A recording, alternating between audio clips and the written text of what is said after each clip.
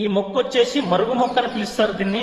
స్త్రీ పురుషుల గొడవలకు అనగా వారి భార్య భర్తలకు కొంతమందికి పడక విడిపోతుంటారు, అలాంటి వారి కోసం ఇది అద్భుతంగా ఉపయోగపడుతుంది. ఇందులో 3 రకములుగా ఉంటాయి: తెలుపు, ఎరుపు, పసుపు. ఇది పసుపు వర్ణము, ఏదైనా పర్వాలేదు. దీని యొక్క ఆకులను మనం తెంపుకచ్చుకొని శేతాన తీగ అంటే అది భూమిపై పారుతుంది.